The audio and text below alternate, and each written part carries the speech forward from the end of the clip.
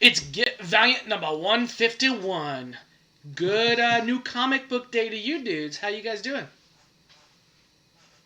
Doing okay. Doing good. Good. Ready to talk some comics? Oh my god. Of course we go off. But we have like 5 books to talk about, so that's pretty cool. And the coolest part about that is that 2 of them are Bloodshot books, so that's pretty fucking awesome. I'd say it's a good time.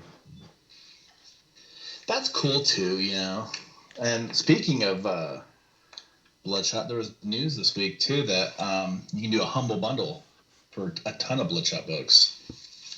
Dude, what is the deal on that? It's all digital books, or? Yeah, all digital. So there's no Exo Manowar #1 type thing that you get, but it's a pretty good deal. Now I looked at the first part of the bundle. So for $1, for one measly stinking dollar, you can get 9 trade paperbacks. So you'll get the entire Volume 3 of Bloodshot, started by Straczynski, up to 25. If I had $1, it's worth doing. Yeah. And then from there, I mean, if you do, I think $8, you get all of Reborn, and then a couple other trade paperbacks worth of books. And then if you go to the $15 one, you get all of Salvation. You get a lot of stuff. I mean, it's a lot of Bloodshot stuff. So before, when Valiant would do these and it was a big scattering of everything, this was a lot more Bloodshot centric. So if you want to get a good amount of stuff to read before the movie comes out, this would be a pretty good thing to get. Yeah, it includes the Valiant and Book of Death and a whole bunch of Armor Hunters. If you get the whole thing, like if you get all 3 tiers, and I think or 4 tiers or however many there are, and I think to get all of them, you only have to give like $12 or $15 or something like that. So it's a pretty cool opportunity to support charity and also get a ridiculous amount of Bloodshot books for really, really cheap. So definitely something that I think that a lot of people should check out and hopefully jump on if you're able. And it's a great way to prepare for the movie, support charity, and get awesome Bloodshot stuff. So definitely something people check out. Yeah, the charity portion of it goes to the Comic Book Defense Fund, and they're always good to support. But again, like, I mean, even if you're just like, I don't have a lot of money, but I want to read some stuff, or maybe you want to give digital a try, $1 could get your foot in the door on this one, like in a big way. So get $1 out there, guys. Yeah. I had seen something. You know how they did the USB full collection of VEI, and then they had the VH1. I vaguely remember seeing something that was like $17, everything digital of Bloodshot. Every Bloodshot that ever came out was like $17. I think it'll be up for sale soon if it hasn't already been. I remember seeing that. I'll look up more and get a link or at the Facebook and push that up there. But I thought that was pretty cool. Was that including like VH1? Yeah, every Bloodshot that's ever came out. Dang. So because I was going to say for $15 you can get everything VEI has done that pretty much has had Bloodshot in it so far. Yeah. So but do you remember if it was like a USB thing? Is that it was like a USB? Yeah, it was like a USB thing. So it was a lot like those Valiant collections that came out. Where, like I said, they had the VEI one and then they had the VH1 run where it had like, what was it? I'm looking at one of them is $60 for 695 VEI comic books. And then they had one that was VH1 that had a crap ton of VH1 as well. So, but they had one that they were doing just Bloodshot. So, I'll try to look that up and I'll put that on the Facebook page. So I thought that was pretty cool. That is cool. Yeah, dude, we got a lot of other news this week, but we got a lot of stuff that was like hinted and previewed on our show last week with Greg, which was awesome. So, that was cool. Like what?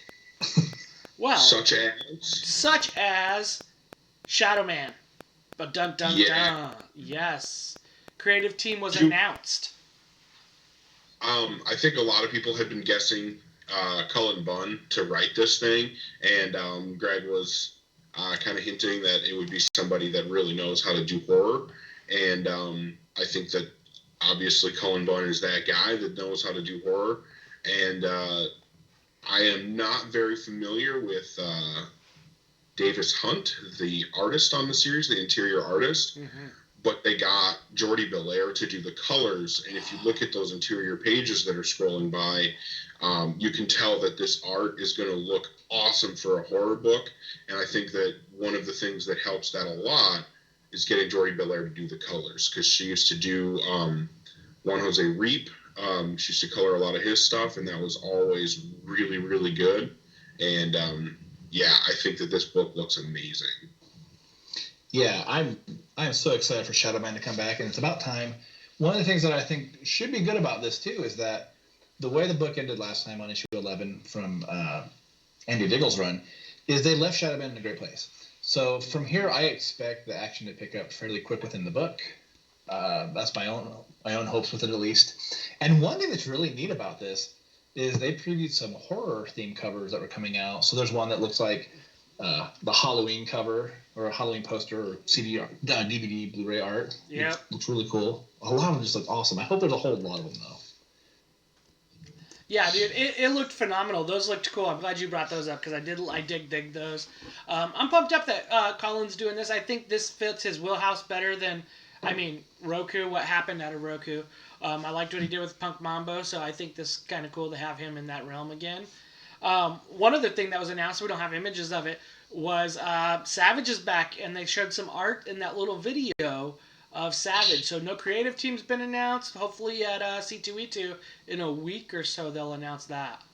Holy crap! I forgot all about the video they showed because when we were trying to compile the news earlier before we went live, and I was like, oh, we got to talk about Shadow Man. We got to talk about the Bloodshot poster, the IMAX poster, which we might talk about later. We got to talk about Humble Bundle. I totally forgot about that video. And if you guys haven't seen the video, go to Valiant's Facebook page or their Twitter page, and they had this great video. It's about 2 minutes long, kind of rolling out the first half of the year of Valiant 2020.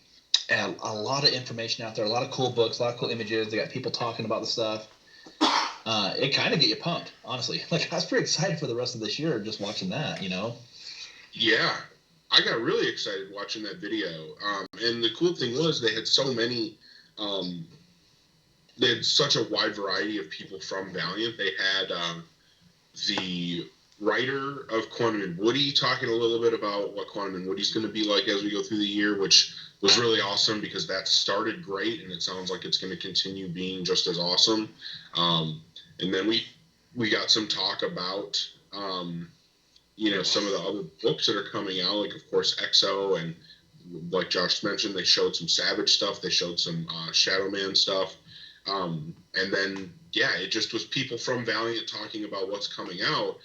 And I think that this is something that we all remember from the Dinesh era, was how much, whenever you heard Dinesh talk about what he was doing with the Valiant comics or what was happening, it was always with the just utmost passion.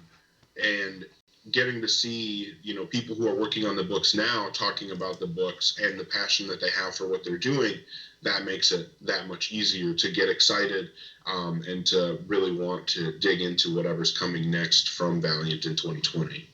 Yeah, I dig those old summits, man. I wish that would be something, because that really planned out the whole year. So now we got about half the year kind of speculating on what's coming.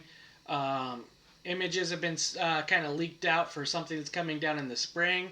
Crossing our fingers for some Harbinger. And then, Ninjak on his way. Just a whole bunch of stuff. It's a good time. It's a good time to be a Valiant fan, I guess we like to say here.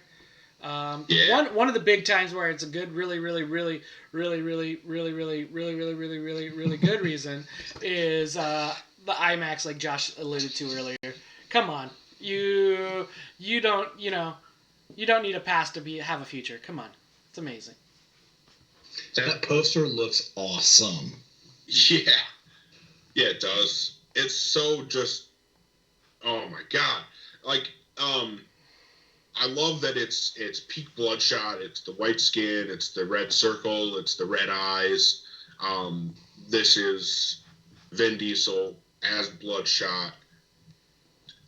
It's such a perfect image to show how awesome this is gonna fucking be. Like, and I've really come to love the glowy chest circle. I think that that's a really cool way that they're doing that, as opposed to just the the way the comic book did it. I think that they've made it even cooler. The rib cage and sternum coming through. It's awesome. Yeah, absolutely.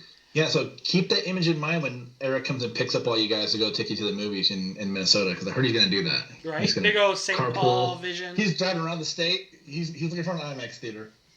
That's it. Blasting some, what's your nanite-infused killer songs from your band? Yep. So you blasted that.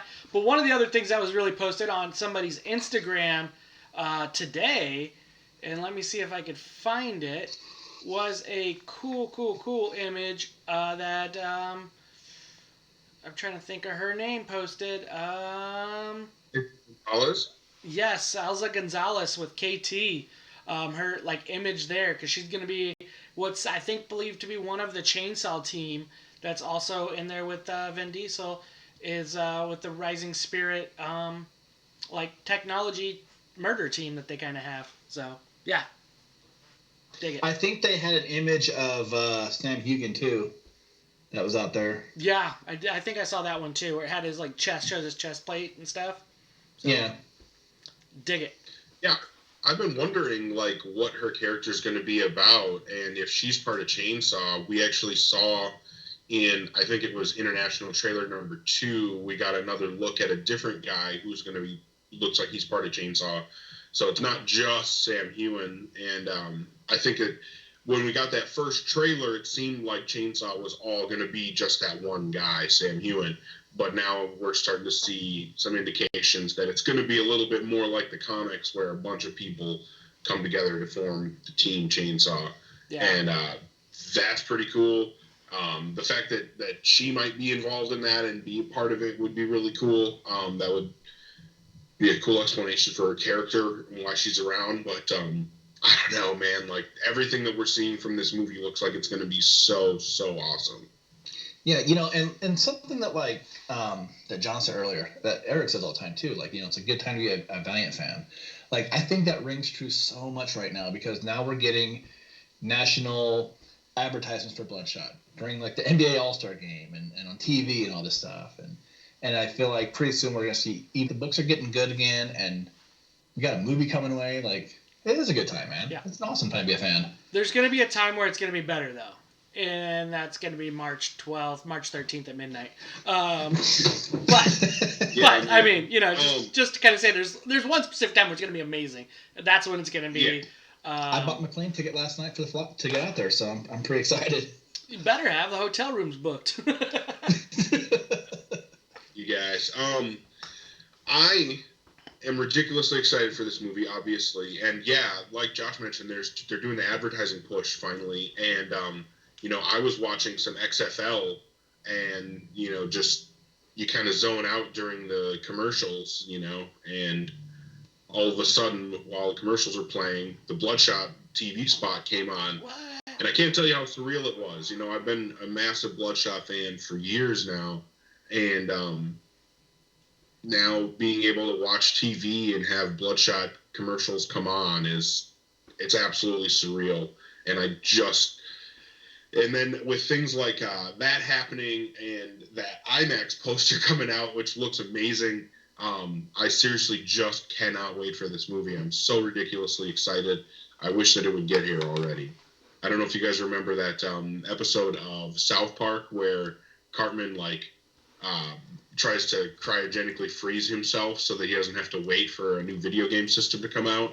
I'm kind of ready to cryogenically freeze myself so I can just wake up on March 12th and go see this movie, because yeah, I'm really excited for it.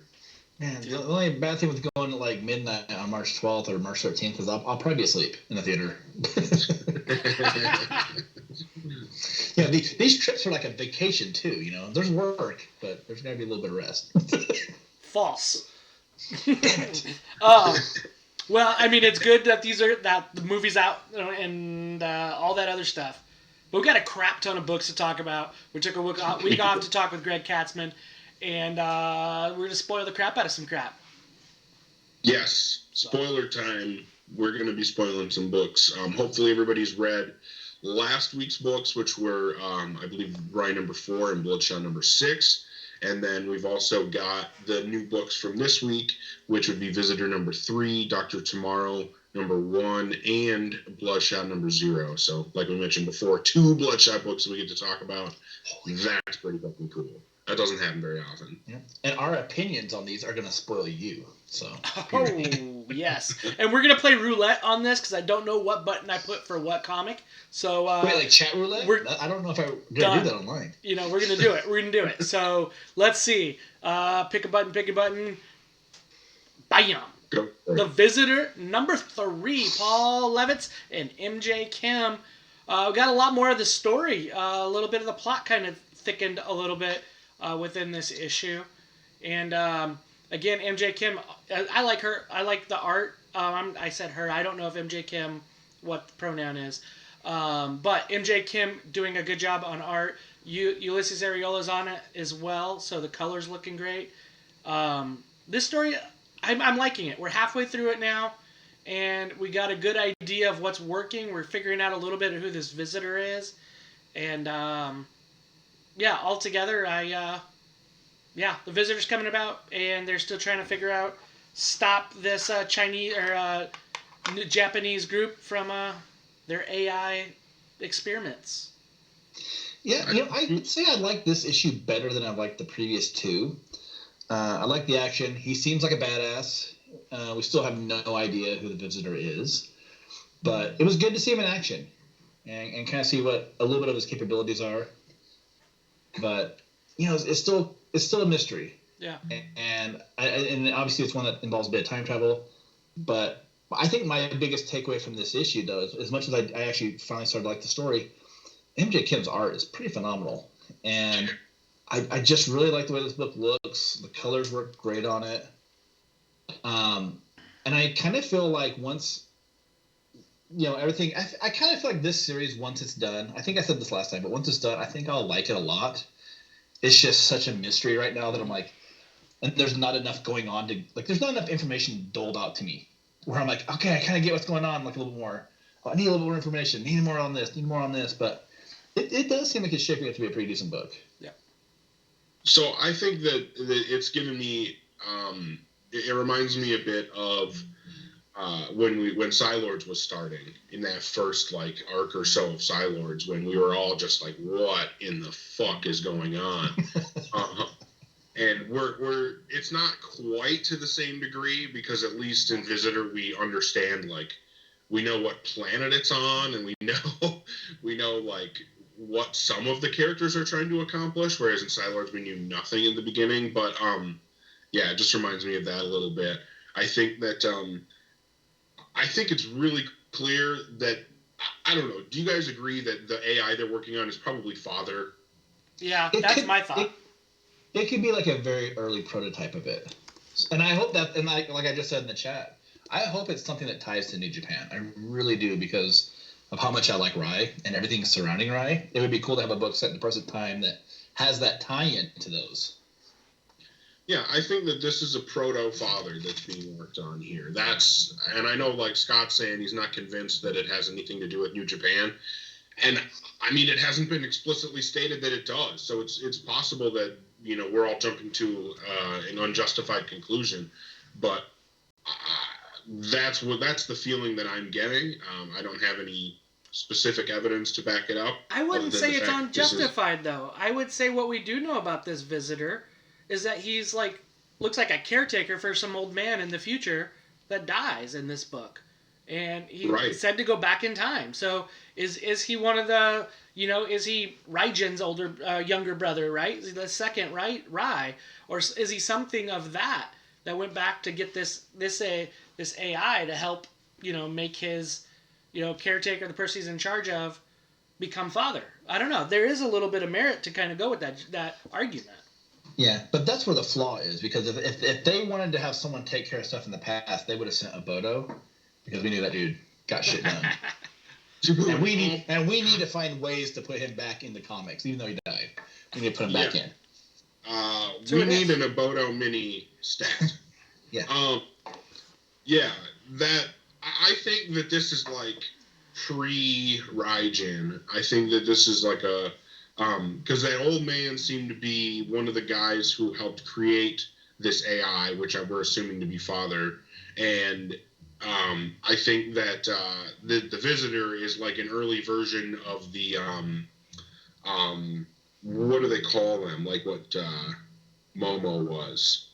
The what do they call them in the Rise series? The robot people. The Positronics? Positronic. Yeah. So I think the Visitor is like a proto-positron, and I think that this AI they're working on is like a proto-father. That's kind of what I'm going with, because the Visitor is enhanced. It's not, he's not just a human. He's got like a triple helix DNA strand or whatever. So, yeah, I think that that's what I'm thinking. I think that they're creating a proto-Rai, and Visitor is like a proto-positron that was created by one of the creators of Father, and sent back in time to try to stop the creation of Father. And I think that the Visitor is ultimately going to be unsuccessful, and Father is going to get created anyway. But it'll be interesting to see what happens, and maybe we're completely off base, right? Like, we could be totally wrong about it. But I will say, like, I feel like this book is really dense, so it takes a while to read.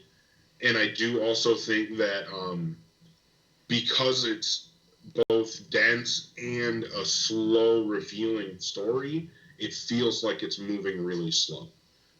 There isn't a huge amount of action. This issue probably has the most action out of the 3 so far, but there isn't a huge amount of action, so it does feel like the book is moving rather slowly.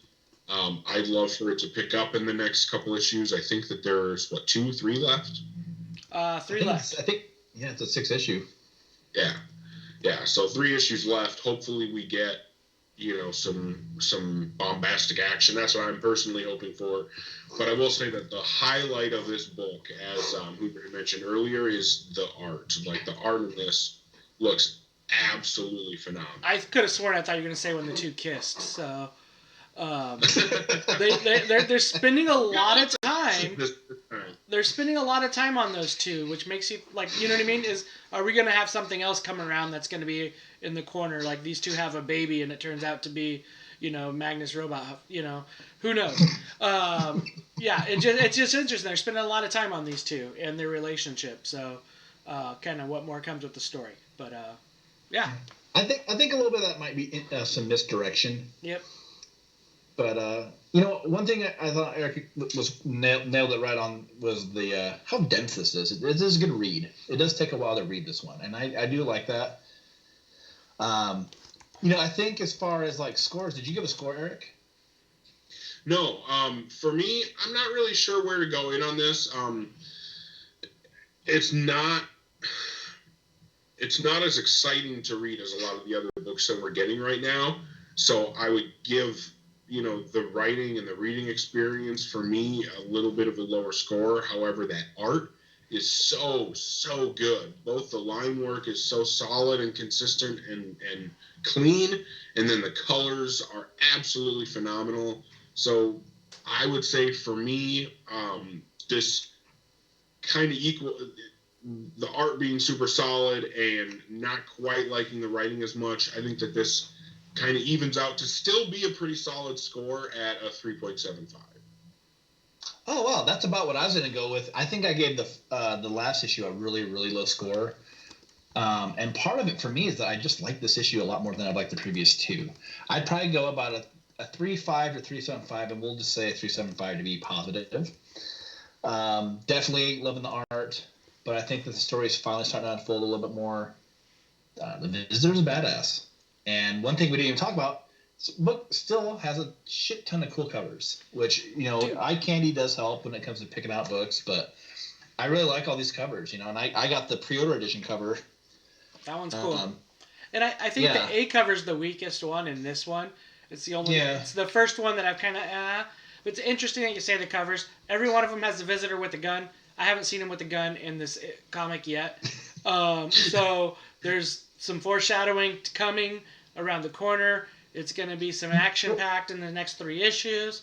but I really feel like it's a good base. 3 more issues halfway through. I think we're about right with the story. I wish we'd get just a little bit more, but I'm going to be right there with you guys. I think 3.5 is where I'm at there. Enjoyable read. You got to get in the right mindset to take this read because, like Eric and both of you have said, it's pretty dense. There's quite a bit there, but this one wasn't so much dense as the previous two. So I think we have Spillsville on the chat. You said the pacing's improved, and I have to agree with that. So it's in the right trajectory. So. Hey, maybe this is going to be one of those things like how Archer's always got a crossbow, but he never uses it. Maybe that's why the Visitor's got guns, because he's secretly Archer. Okay? Obadiah Archer is the Visitor. You heard it here first. I'm buying. That would be a twist. Well, speaking of who the Visitor could be or will be or whatever, we're all talking about him being a proto-Rye or something like that, a proto-positron. Scott Bloom was saying, what if he ends up becoming like a Magnus type character, which those could both be true. And, Visitor is clearly trying to fight against technology, so if it becomes like a Magnus analog, I'd be cool with that. I mean, maybe it's not, but I'd be all right with that. Troy's got the guns. Yes. Archer and Faith's kid. As Scott said, maybe Visitor's Archer and Faith's kid, but that'd be funny. No, I think it's cool that we're finally getting a little bit of backstory of who the Visitor was in the future, and then has come back to the past, and now is whatever. I don't know. He's obviously got some abilities. It'll be interesting to see how the rest of this series plays out. I just hope that the trend that we've gotten, because the issues have gotten slightly less dense from one to the next, and we've gotten a little bit more action from one to the next. So hopefully, as we go through the next few issues, we just get that much more action and revelation about what's going on. Yep. Well, let's play the roulette of the next book again. Pressing a button, where it goes, no one knows. And let's see. Boom. Going from one Rye top to the next. That was by accident. This is Rye number 4. Dan Abnett, Juan Jose Rip, Andrew Dahlhaus. Yeah, I think we're going to say the same things on art. We've said the previous 3 issues. We liked it. I enjoyed it. I'll speak for myself. And I love the way they brought the Eternal Warrior into this. It was very smooth. The transition was great. And it flowed well. And it really is taking Rye into this depth, right? He's not just a 2-dimensional character here. He's 3-dimensional. His thoughts and his where he's going and his direction is definitely challenged in here, and I like that approach. That Rye and Glad are having their dialogue, their fight, and then they're coming back together. So, I've enjoyed every issue of this so far, back from Fallen World with Dan Abnett to where we're at with Rye. So, interested to see what you guys say. Yeah, one of the things that I really liked about this was that it explained why Galad looked younger. It's true. He's got this connection to the Geomancer. Sometimes you look at this stuff, you look at preview art, and you're like, well, wait a minute, Rip didn't do the art on Fallen World, and Galad looked like an old geezer in that book. So it's good to see that, he is eternal. He's not just a guy who's just gonna look old forever. When he's with the Geomancer, it does fix his age, so to say. So that was cool. I mean, he was a little bit more aggressive than I thought he would be with seeing Rye after what happened in Fallen World. I was not ready for that, but it was a great issue. It's good to see someone maybe not take Rye's shit, if you will. Even though it's his book, and ultimately you kind of look at what his goal is, to destroy Father and to destroy these little Horcruxes, if you will, of Father. But at the same time, there's a whole civilization here, and they just want to be left to do their thing, and they know that by Rye showing up, that it pretty much just seals their fate. So it was good to see that someone, even though it's Rye's book, Rye does kind of come off a little bit too machismo with it, where he's just no matter what, I've got to destroy these things. It doesn't matter who's affected by it. It's good to see that Galad wasn't going to step down. Yeah, I think that the playoff between nature versus technology in this issue was really cool. Like, this kind of commune living in the future is trying to mostly focus on just, growing food and kind of surviving off of their land in, as natural a way as possible. And then, they have a little bit of technology, and Rye comes along and says, we got to basically destroy the one thing that's keeping you guys going. And then Galad's there to just tell him, no, dude, like, you can't do that. And yeah, getting a Rye versus Eternal Warrior fight was pretty badass. Seeing the Eternal Warrior young again, I'm really glad that we got that explanation for why he looked older, because, I mean, in the grand scheme of things, he's not, he shouldn't age that much between present day and 1,000 years from now, because he's already, 10 plus thousand years old in present day. So I always thought it was weird that he had aged, and I'm glad that they finally explained why he aged and de-aged him again because of the circumstances going on. So it's really cool to see, like, Eternal Warrior that looks like we would expect him to look now in the future, fighting Rye. He's the robot puncher right now. Yeah, that's right. That's right. He's feeling that mindset good. And I think Josh has kind of, I think all of us have kind of said it. We need more, and we've been talking about it in the chat. We need more in this time frame. 4002, 4001 has been a good sweet spot for Valiant. There's not many sub books in that time frame that have came out since the 2012. I mean, since Rye, in this VEI eras came out. So it's been a good world building place, and I love how it is hitting the continuity of getting Glad in there as well. So, and then maybe there's a tie-in with the Visitor, which is super cool. So, yeah, we'll see if that plays out.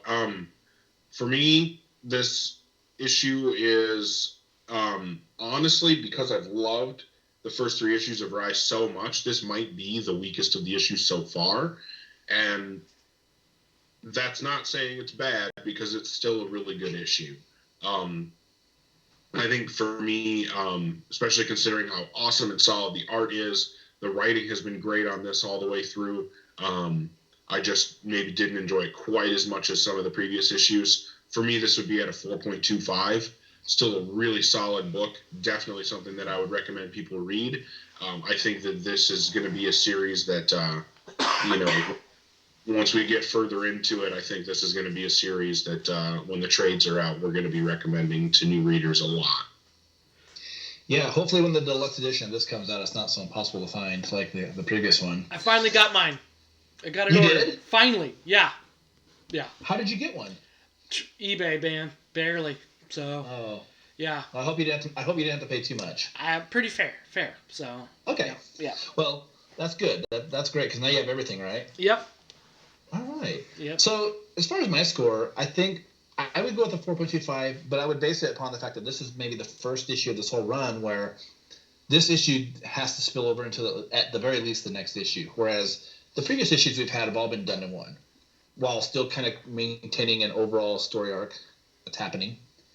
But it was a really cool issue. It was cool seeing Glad. He's one of my favorite characters in the Valiant universe. So is Rye. So for me, like, this was just an awesome book. And the art looks great, like John said earlier.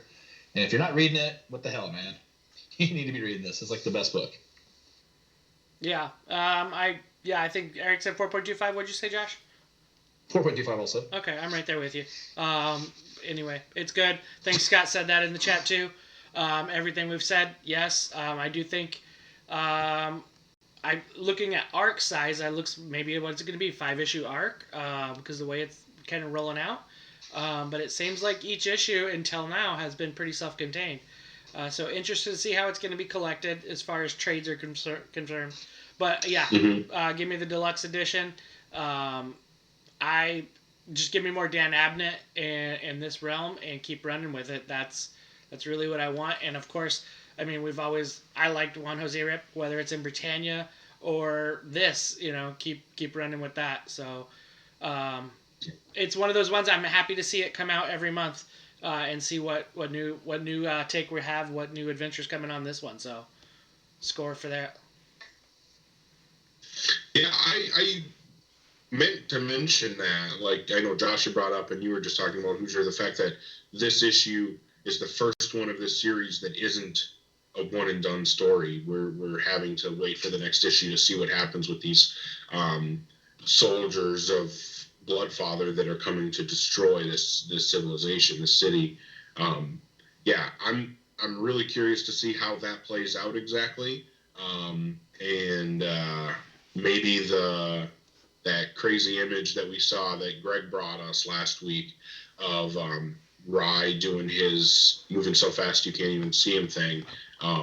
Maybe that's coming from the next issue or something from the big fight that's going to happen. I don't know, but it looks like it's going to be pretty fucking cool.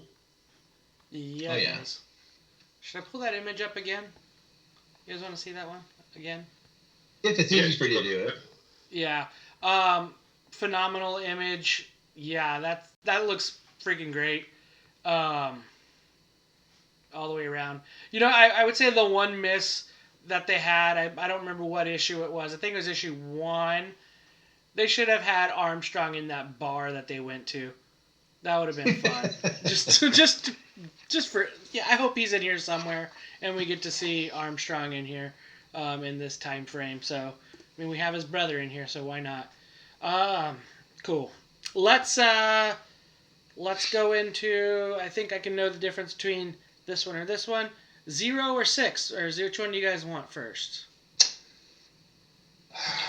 6 came out first, so we can talk about that. Yeah. The Bloodshot, number 6, Tim Seeley, and this one still has Brett Booth. So, yeah, this one was a cool take. We're really getting to see where Bloodshot is, and then there's different fractions are coming in with the sister, the stepsister, and I don't really like all the names of it. The bar, the black bar, the burned, and what's the other one? The new one that just came in. The Last Flesh. Yes. Yeah. So the names necessarily aren't great, but there's some cool aspects to this, and a very awkward ending. But it was really cool. Dude, yeah. Friday Dusk has to be one of the coolest, most 90s comic book character names. Yeah. I am here for it. I am so here for it. Like, I am definitely on board. I think that this has just the right amount of cheese, I guess, is kind of how this issue feels. Mm-hmm. But it was so cool. Like, it's obviously calling back to who Bloodshot was before Dwayne Straczynski's run starts in the 2012 series. This is calling back to who Bloodshot originally was, being controlled by PRS, and going in and searching out PSYOP kids. So I love that, memory at the beginning of the issue where he's going around and he's like, Apanowitz, you came back for me, so I'm coming back for you. And he's like fighting that mutated guy or whatever, and he's like, oh, the VC have stayed down in this cave, these caves. It's making him weird. Like, he thinks he's in Vietnam or whatever. Like, I don't know. I thought it was a cool callback to that. We got to see Eidolon's backstory and where she came from and how she was taken and before she was at PRS, which is before she was held by Black Bar. But yeah, I like all these like factions and stuff that are coming together. There's so much action. There's all these different groups with different goals clashing against each other, and it makes for a really exciting read. And then the art, man. I mean, the art is so consistent, panel to panel, page to page. I really, really love Brett Booth drawing Bloodshot, and I hope that I know that this is he's not doing he's doing issue 6. He has done the first 6 issues, and he's not doing issue 7 or the next arc. But I'm hoping that he comes back after that, and we continue to get more Brett Booth and Tim Seeley working together on Bloodshot. They make a great team for this character. Yeah, so Spillsville in the chat, I agree with something he's saying here. And he's like, there's too many organizations. Yeah. And I feel like, yeah, we got hit with the Burned and the Last Flesh and Black Bar and all this. And we still have Omen back there. There's a lot of like people that try to figure out like who, the what, and this and that. But I still like all of it. It's kind of hard to be like, okay, whose side was this person on? But two favorite things from this issue. One, the dude's arms who rejects his body. I like that. That was awesome. Also, Bloodshot's nanites exploding. Or from his skin, using his skin as a weapon. Injecting his skin cells at the speed of sound. Yeah, that was pretty bad. Freaking cool. And the thing I like about that is those are very creative things to do with the character, obviously. But it just, to me, shows how far Tim Seeley's willing to take the story. And I like that because I know that before we all love Lemire, and Lemire's character is almost very human. Okay, he's almost not even like some kind of super soldier. He's a person and all that. And I like this because this is more comic booky adventure. And so I just think it's a great. I love the fact that this is so different from that. I love Lemire's run; it's great, but this sets itself apart from that in a really interesting way, where they're really exploring what can be done with Bloodshot, whether it's through his abilities on his own or through the use of other characters making his skin cells explode off his body. But it's just really cool stuff. I like that creativity. Yeah. What'd you guys think of the makeout at the end, huh? I don't, it's interesting. We'll see. It looked like it kind of took him by surprise, but who knows? We haven't seen anything with Magic yet, so we don't know where their relationship even is. Well, you notice that Bloodshot didn't kiss her. She kissed him, and he was like, what? She ate his face. Yeah. Like middle school all over again. It did look like a pretty deep kiss.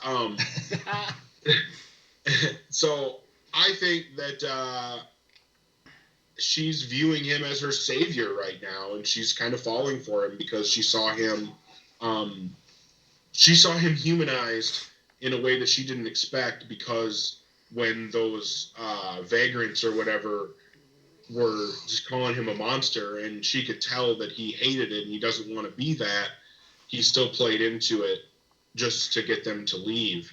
And then, he kind of showed his vulnerability to her when she brought that up to him, and he's like, well, it's not just that I played into what they were saying and pretended to be that so they would leave. It's that I truly believe I am that, and so he was showing her that vulnerability, and I think that she took that as the cover that shows it's like a fire background and there's Bloodshot shooting two guns. That cover is rad. Mm-hmm. Dude, yeah, these covers are cool, and I think we've talked about it a lot, that we're wanting those tie-in covers, though. Because we're getting a lot of these good, pinups, which are great, right? But I think some of these, connecting it with the story would be fun. It'd be kind of cool to see him with some of these, the burnt characters. I know we kind of had the Shelby cover that came out in issue 3, I think, of it. But hopefully get some more down the way, because there's some interesting characters, very 90s, awesome characters that are coming in. There's cool character designs that could share it with them and be pretty cool as well. But I mean, ultimately, we do love Bloodshot because the way he looks gnarly, and that's kind of the route we're at. And yeah, Booth's art, like Eric said, it's great. It fits the story well. I really am excited that Seeley's on this book, because I feel like he's in it for the long haul. Saw what he did with Grayson and Nightwing. He spent some time there. And so I'm hoping that we get a writer who's really willing to put in the 25, 50 issues, but continue to have a good enough story to where it's selling enough to where Valiant justifies keeping it and not having to come back out with another #1 type of thing, and we can keep multiple issues. I feel like it does give a lot of merit and a lot of, it validates the company when somebody sees a book that's up there and they see it in at least a double-digit number, which we haven't had one for a while with Valiant. So that's kind of the route I would like to see more. So I'm just going to go ahead and score it, since I'm one talking right now, where I feel like I like this one. And I'm going to give this one a kind of 3.75. Still good. Still rocking it. And a good second arc close, ready for the next issue. Yeah, I'm going to go 4 on this one. Also, I totally forgot about the spear in the mouth shot. That was good, too. I liked all the gruesome shit in this issue. So that worked. Not up for the hookup at the end. But, Yeah, a solid 4. It was a good issue. I think people are, I don't know, like, I didn't think that the kiss at the end was that big of a deal, I guess. We'll see what it means, if anything, in the next issue, I think. But for me, this has been such a solid book. And while this maybe isn't my favorite issue of the series so far, it is a really good one with a lot of really badass stuff going on. There's so much. I was talking to, like, when we were talking about Visitor, and there just isn't quite enough action there for me. This is every bit of action that you could possibly want out of a comic book. The art is absolutely phenomenal. It's written really well. For me, this comes out to be a really, I would put it right on par with where I went with Farai at a 4.25. I think it's a really solid book, and definitely, when the movie comes out right around the same time, we'll have the second trade of this book coming out as well. So I think that, having those first 2 volumes of this Bloodshot series for people to pick up is going to be a great place for new Bloodshot fans to kind of get a feel for the character. And speaking of a great place for new Bloodshot fans to get a feel for the character, another book that we do have to talk about is Bloodshot number 0. And I think that this book did an amazing, amazing job of, we got this in between story from where we left off with Bloodshot in Harbinger Wars 2 to where he is when Tim Seeley picked him up in issue number 1 of this series. So, and the biggest disappointment for me was I did hope that this issue would go into a little bit more about why he's not with Magic anymore. I know that there was a mention of that in like issue 3 of the series, but I was hoping that would be more mentioned in this. So that was the only thing I was a little bummed about. Oh man, the Mark Laming or Laming, I don't know how his last name is pronounced properly, so I apologize. But his art is pretty cool throughout this entire issue. It was a really good looking issue. I thought the colors worked really well, and I thought that as a one-shot story, this worked really good. I was kind of worried that it was going to be more of an origin issue. Being a 0 issue, I was like, oh, they're going to do like something just a way of retelling his origin. Right. We don't really need that. So I'm glad that this was more of just an actual story. Like, I think if someone goes into a shop, this could be a good book to get them an introduction to the character. Not sure how often that happens. Mostly it's just us people who already know about the character who are going to be buying it. But I thought this was a good issue, I was hoping, though, with the whole talk about this hole that, they didn't know where the bottom of it was. I was hoping it's going to be like some really crazy, like, Oak Island story, like something kind of, like, way bizarre and sinister, instead of just, like, Russian, platforms being built and things like that, oil refineries or whatever it was. But it's still a great issue. And I'm not sure if it's an A cover, but the Roberto De La Torre cover is awesome. Yeah. That is the his and the Francis Portela ones I like the most. The one with the guns pointed down and the skull in the background, I'm kind of not feeling it, but man, that De La Torre cover is so rad. Looks like an old Stallone picture with that skull coming back. You know what I got a big vibe from this was the Netflix Punisher. Bloodshot out doing his job, just wanting to do his job, leave him alone, and shit comes up in his face, and he's got to take care of business. Really got a big vibe of that with this, that kind of trope that happened. Yeah, like I was hoping to see more of this separation of salvation and closing that out to where we're at, kind of present day. It does give us this cool aspect of kind of how we got to the point where he's at to get to Yemen, and but ultimately it was good. Laming's art, I liked it a lot.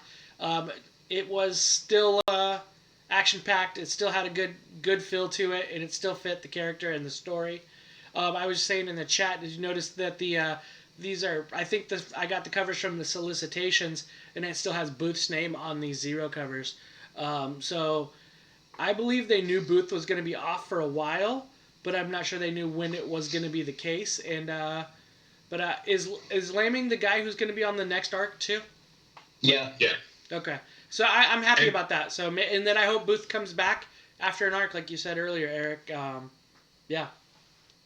I will say, like, I was a little bit concerned. As much as I've loved Brett Booth's art on the series so far, I was concerned with Mark Laming coming in and not knowing whether it was going to be good enough, really. Like, I mean, not that I'm, like, trying to smack talk his art or anything.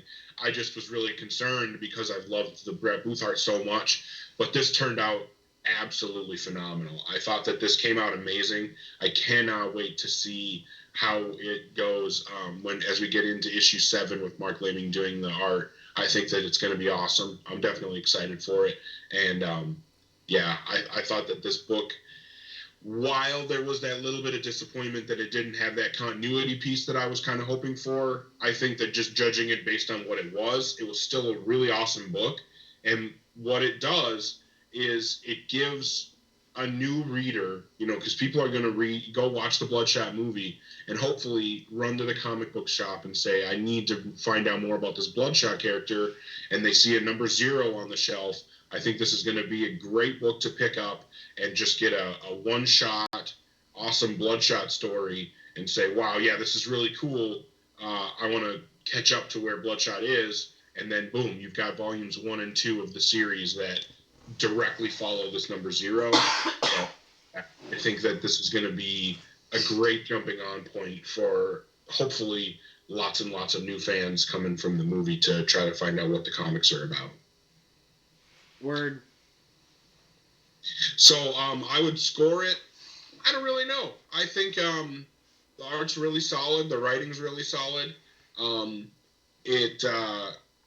think it's a really good one-shot Bloodshot story. I'm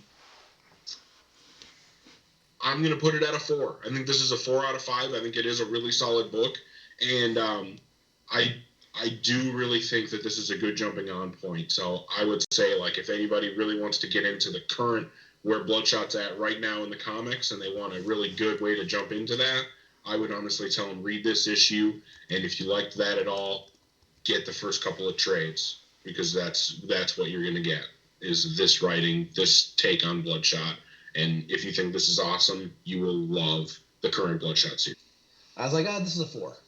And then thinking about where this compares with issue 6 now, which I gave a 4, I'm kind of torn on it a little bit, but because I feel like I liked issue 6 a little bit more, but I think this is really still like a solid book. I still want to go with a 4 on my score for this one. This is a good place for someone to start with the character, and that's kind of an important thing right now. When you have a movie that's gonna be out there, and Valiant's only got one book that has Bloodshot in it. This isn't like Batman where there's a lot of books, or the X-Men or Spider-Man. Those characters all populate so many titles or so many appearances. You get one book a month of Bloodshot. So I feel like Valiant did it right with this one, and the covers work too. It's a good story. It seems like it's gonna lead into issue 7. And pick up some trades. Do the humble bundle too. Whatever you gotta do to get some more stories. Yeah. I'm gonna be right there. I'm gonna give it my same score that I gave the last one. I don't know. I kind of feel like I want to give it up a little bit, because I think what I'm looking down on this book a little bit is because I was hoping for continuity and it didn't give it. But that doesn't take away from what this story really was, and the art that was there, the story that was there. A good, could be standalone on its own story. I actually will raise it a little bit more in the last one. It'll be a 4 for me, actually. But all the way around, solid. Glad it can be a good spot for somebody to come in, be on the shelves and ready for somebody, as you guys have already said before. Bloodshot, give us more Bloodshot. We will take it, and hopefully the world will too after March 13th. And we do better than Birds of Prey did or something in the theater. So. Who knows? We'll see. Fingers crossed. Speaking of the Bloodshot movie and how it may do in the theater, something that I saw Dinesh say online was that this movie wasn't built to be Avengers, Endgame John in the Wick box 1. office. It was built to be like John Wick #1. And you'll remember John Wick #1 didn't take the box office by storm. It didn't have a massive, massive return. But 3 did. But even though it was after it was already out of the theaters, once it caught on, it kind of became a cult classic instantly. and that's why they've made 2 more movies. Because and they're going to spin off into more, I think, now too. I don't know if this is domestic or international, but John Wick, 86 million. Number 2, 171 million. Number 3, 326 million. So yeah, it's trajectory, right? Like, where are we going to get? They didn't put that money into it like they did Avengers, and that's realistic to things. I think it's good to put those expectations and set. I just hope it's the number 1 movie that week. I hope that it hits the top of the box office at least once. That's really where I would like to see it at least do that. And speaking of the movie and speaking of awesomeness, I guess I heard a rumor that Kevin Van Hook is going to be at Emerald City Comic Con, Josh. So yeah, I was talking to someone who said they thought it was confirmed, and I was really glad about that because I had reached out to our friends at Valiant about that because Kevin had put a post up that he couldn't get anyone from Emerald City to even reply to him. And I knew that there was going to be people from Valiant there, so I reached out to them. I know that Chris Amundsen reached out to Dinesh, and I think that's how he ended up getting his way to Emerald City. So it's great. He should be there, and especially since that weekend is when the movie comes out. You got to have Kevin Van Hook at a convention somewhere, promoting it. You got to have that guy, the guy who created the character there. Yeah, hoping Bob Layton comes along too. Because that'd be good to get some CGCs on some Rise Heroes and some Eternal Warrior 4s. But I know Bob Layton's going to come up to Seattle soon at the Washington Summer Con, which would be awesome as well. So we got some good stuff coming along the way there. But yeah, Bloodshot and a character we've known for a while, we've liked for a while. And then I guess there's a new character that's our new hero of tomorrow, Dr. Tomorrow, number 1. Alejandro Albano and Jim Toe on this. We've talked about it before. We've read it a while ago. We've read the first 2. And it looks like people are liking it. It looks like people around the way, Valiant fans, are kind of accepting to this new character, this new take on superhero and Valiant Universe. And I think it was done very naturally. And I love this tie-in with the Time Walkers. Having Neela in there and Ank at the end was perfect. And this is a great story so far. 5 issues? So, what do you guys? I know you guys liked it, but more. Now that we can spoil crap. Talk about what happens in it. I thought Neela Sethi showing up with Ankh at the end was so awesome. I'm so stoked about that. The only reason that I don't want to go too deep into this is because we have read issue 2, and I don't want to accidentally spoil anything. I've seen a couple people post some stuff about this book and their interpretations of some things. And having read issue 2, I know what's really going on. But I've tried not to go out and spoil anything. But I do want to say one thing I've seen is people speculating that that opening scene at the beginning of the issue, people saying like that's from the future, but notice in this issue that while Dr. Tomorrow is telling the young kid Bart, while Dr. Tomorrow's telling him I'm you from the future, he doesn't say I came here from the future. He says I came here from an alternate universe. So that's something that I think that people should keep in mind when they're trying to figure out what's really going on. But I think I know that issue 2 is going to answer a lot of questions, and I am ridiculously excited for this book. I thought that this was such a solid issue. I'm glad we got to talk to Alejandro about it. I hope that we get to talk to him again as this series wraps up and we can actually get into the book more. And I mean, front to back, this was an amazing book. Awesome interior art. I really think that Valiant has a hit on their hands here. Yeah, I hope there's a hit on their hands because I thought this book was done so well. I mean, my only complaint about this book is I kind of felt like it was a little bit of a quick read, and that's my only complaint. I thought they did a really good job of setting up this character. The beginning of this book, which is spoiled in every book Valiant's got going on right now, is little preview. This giant fight is just awesome. You see so many characters. It's a different universe or a different whatever that Dr. Tomorrow is from. But it's just cool to see all these people kind of fighting side by side, and to me, like, I like this fight a little bit better than I like the fight in issue 3 of the Valiant, where you see everybody in the Valiant universe beating up on the immortal enemy, and sure. I kind of feel like this one works a little bit easier, but that's just me. But it's just really cool. There's lots of cool stuff about this villain too, where he pulls Hwen just out of like nothingness, pretty much, because he's a ghost, but he can still grab him. And he blasts like freaking ninja. Yeah, he's got a ton of power. There's a body count here, obviously, because the world gets wiped out. But it's good to hear people being optimistic towards this, because this was one of those books where before anyone even read it, people were bitching and moaning about capes and how superhero-y it looked, and it's to all ages, and you know what? That's okay. We can have those kind of books. That's all right for me. So, yeah, it's good to be able to talk about this first issue. We can't talk about the second issue yet, which sucks. Yeah. Besides, it's good and it keeps this momentum. Glad to see Neela back. So bad. We need so much more. Not even just with this. We need a whole lot more of Neela. Right. And Ankh. I love these characters. I love the Dr. Tomorrow design. I know that first image we ever got made it look like Speed Racer, like really was like so up close. But once you kind of get to see the costume a little bit more, it doesn't look like that anymore. Right. But man, I just hope this one is a book that sells, because I just feel like the quality is there. It's got a really cool art style. It's written really well, and it's written by someone who knows their history with Valiant. So absolutely. I think one of those things that I guess Valiant editors, Valiant creative have to be kind of important to see, because it's a blessing and a curse that they introduced this new universe thing to where dead may not be completely dead because of it, which would be a weird aspect to have here. That if Ninjak's dead in one universe, but he's here in ours, can he be taken to the other universe? That's one of those things that gets kind of, just convoluted too much. Gone. But yeah, I'm digging it. I dug it. I'm going to be giving this 4.5. Give me issue number 3. Yeah.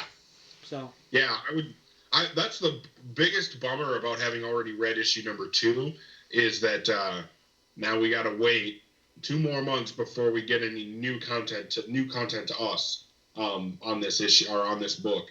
But for me, honestly, I'm going to come in just a bit higher at a 4.75. This is a damn near perfect book. I did have that like Spillville is saying in the live chat, like he had a smile on his face the whole time. It feels a little bit retro. It feels like a great, fun superhero book.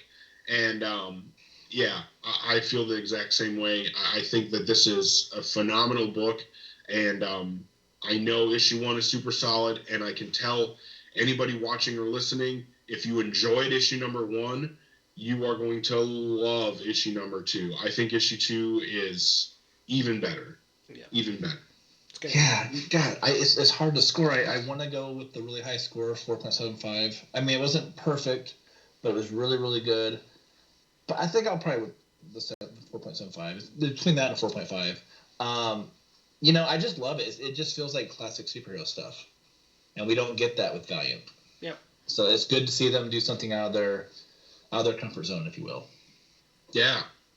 Yeah, I mean, I think something that has made Valiant great from when it was, well, I wasn't around reading the comics in the 90s, but the impression that I get it was similar then to what we got, when Valiant launched in 2012 all the way through to now. I think some of the biggest successes that Valiant has ever had, no matter what era you're talking about, are the ones that were a big risk, right? Like, I think that doing something like the Valiant and trying to bring all the characters together without it being like a unity thing, like, I think that there was a bit of a risk there. That ended up being an amazing, amazing series. I think that there was a risk with Book of Death, with, trying to reveal some of the future and the way that they played with that. I think that there was risk there. That turned out to be really awesome. And I think that they're taking a risk here by introducing a character like none we've seen in the. I think that's part of what's going to make it a huge, huge success. Absolutely.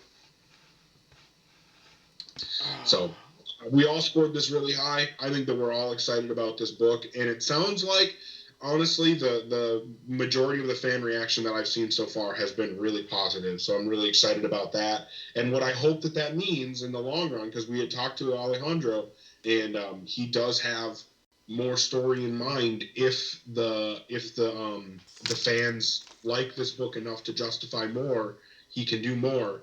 And I would absolutely love to see, especially if we could get this same creative team, if we could get Alejandro Arbona and I think, what is it, Jim Toe? Is that the name of the Jim Toe? Yeah.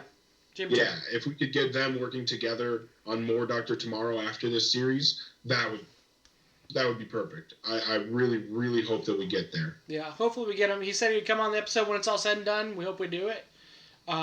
It's been awesome. And we have covered a crap ton of books today.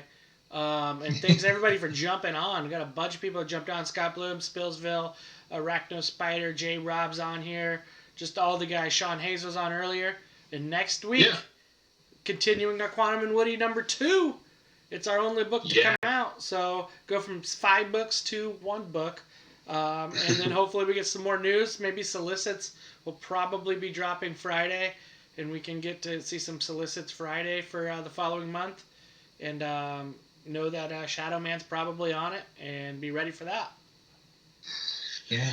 Most exciting thing about the fact that they're going to be now soliciting Shadow Man is that means that what's probably coming next after they solicit Shadow Man is Savage. So we're probably going to start seeing more Savage stuff. Yep. That's really exciting. I hope that that's the case. That's just kind of my guess. Con season's around the corner, so we should get news a little quicker.